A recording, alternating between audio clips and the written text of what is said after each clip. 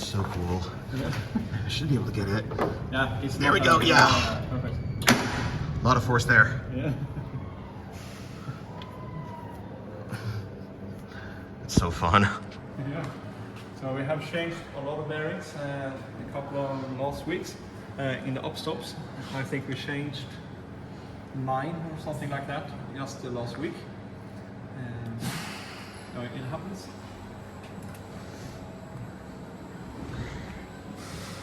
These wear marks down here, I noticed that like these are primarily magnetic. That's just from the like one fin that grabs it, correct? Yeah, we have a mechanical brake at the transfer table. Yes. That's hit it. That's Yeah. right. I know most of that work is like contactless and magnetic now. Yeah. These are the restraint cylinders I see.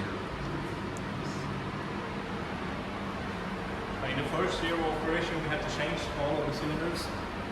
I don't know if you heard the story. I remember that, yeah, 2016. Yeah. So we had to change all 96. It took a long time. Remember the joke was RMC, recall many cylinders. Yeah. Yeah. And then we had some problem with the building permit, so it was not smooth sailing until just recently. So glad you're able to get it like functioning. Now it works very, very good. And the train did slow down a little bit now. I don't know if you noticed. A little bit. When the track dried up, it washes away the lubrication.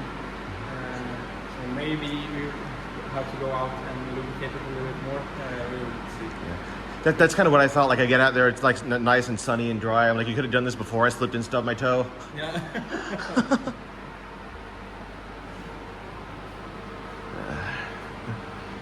Hopefully we get a little light rain later on and then we'll go way faster. Yes. Just moving around to the front here. The articulation for the Zero car I see.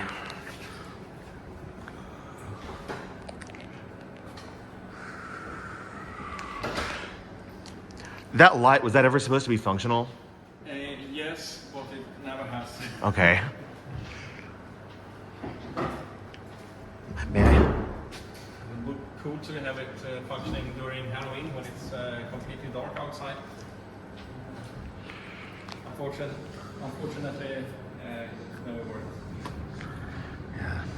So we had this conversation off camera, so followers, these white wheels, these are nylon, these greenish ones, those are poly. I don't know, I see the little RMC logo on that. I think that's a sensor. And we got, oh, wheels.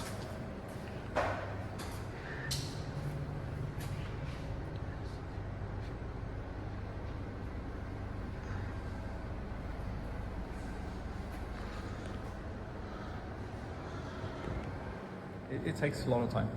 Yeah. But it's needed. We need to do it.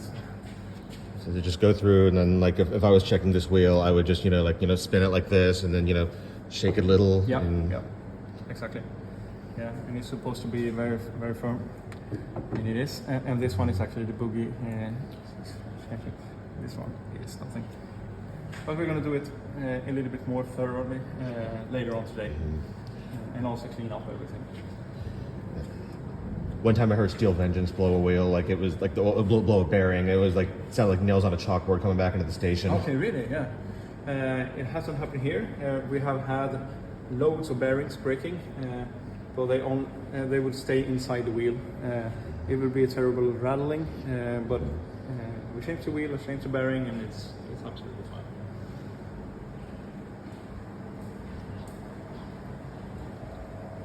And that just pulls it onto the transfer IC. This is amazing.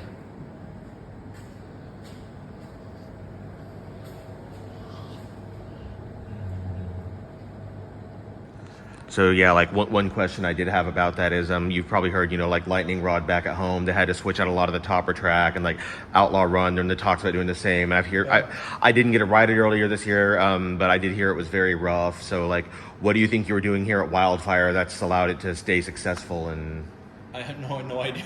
No idea. I don't know. I don't know why we haven't had to change anything of it yet. and it still works good. So hopefully Rides like a dream. Yeah, and it's also close to the sea, so we have salt in the air. That's which not is good for good, steel. no. Yeah. But still, it's fine. It's very, very nice. I don't know why. Because I haven't heard of problem with other rides, but so far we've been okay. Yes, you guys are taking very good care of it. Yeah, we try to. We like it very much. So another question I had, what possesses some zoo in rural Sweden to build something like this? Yeah. I think, only my personal opinion, is the owners of Portion Resort Scandinavia.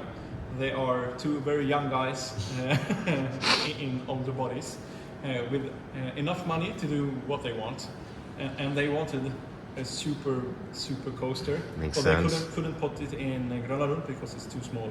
So the only place they could put it was here. Ordinarily was plugging this thing very hard, like a Line for Twister. They had B-roll footage playing in the queue, telling you like, "Yo, hey, go come ride this." Yeah. And they love it. They love it so much. Yes. The owners are great. They invest back. All the money they earn in the parks goes back to parks to keep evolving the parks and find new things. So yeah, it's been very cool.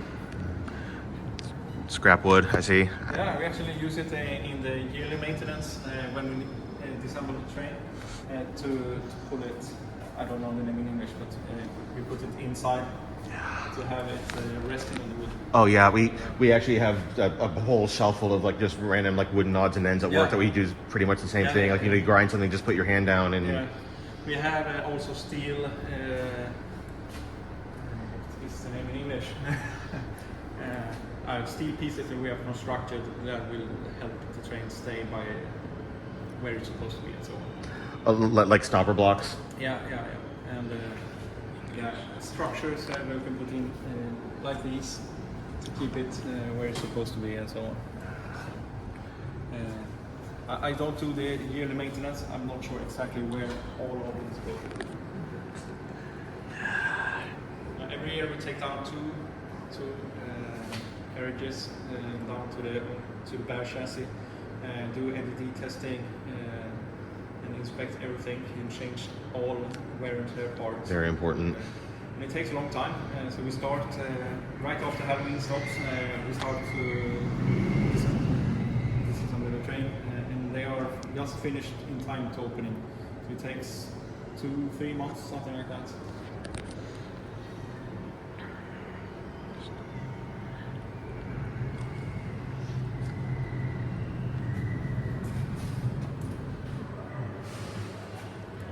Anything else you wanted to show me? I don't know. Do you have any more questions? No? Not really. No, then. Yeah. I think okay. As long as we got all the pictures you want. I'll get a few more definitely, but thank you so much. Yeah, my pleasure, for sure. Yeah.